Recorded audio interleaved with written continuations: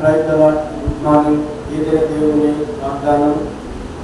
కీర్తనల గ్రంథము 91వ అధ్యాయము 14వ వచనము. అతడు నన్ను ప్రేమించుచున్నాడు గనుక నేను అతన్ని తప్పించెదను. అతడు నా నామం ఎరిగినవాడు కనుక నేను అతన్ని కనపరచను. అవును, దేవునికి ఈ సహోదరుగా ఉదయకాల సమయంలో ప్రభువైన యేసుక్రీస్తు వారితో స్పష్టంగా మాట్లాడు. అతడు నన్ను ప్రేమించుచున్నాడు కనుక నేను అతన్ని తప్పించెదను. అతడు నా నామము ఎరిగినవాడు కనుక నేను అతన్ని కనపరచను.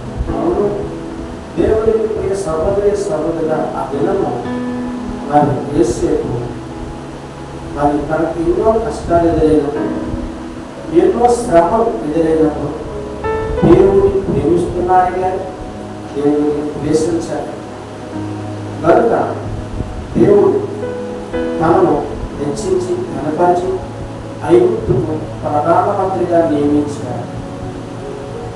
యేసేపు దేవుడి నామము కనపరిచాడు కనుక, యేసేపు దేవుడిని ప్రేమించాడు కనుక మరి యేసేపును దేవుడు ఉన్నతమైన స్థితిలో తీసుకొని వెళ్ళి ఉన్నాడు.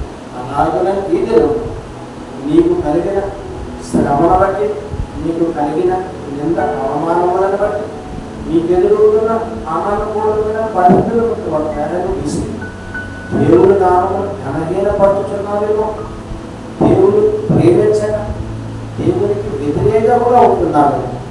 అయితే ఉదయకాల సమయంలో యేసుక్రీస్తు వారితో మాట్లాడుతున్నాడు.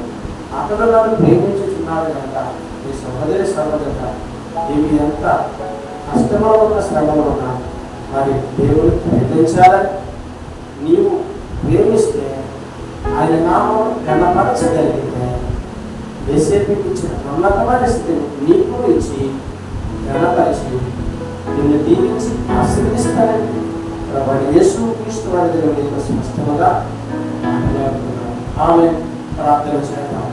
సకల ఆశీర్వచన వరకు ప్రారంభమైన ఈ ఘనమైన నామానికి స్తుతులు స్తోత్రాలునైనా ఈ సుందరమైన నామానికి ఉదయకాల సమయంలో వాగ్దానములు చూచిన వాగ్దానములైన ప్రతి దీవించండి, ఆశీర్వదించండి. యేసుక్రీస్తు పరిశుద్ధమైన నామములో అడిగి వేడుకొనుచున్నాను పరమ తండ్రి. ఆమేన్.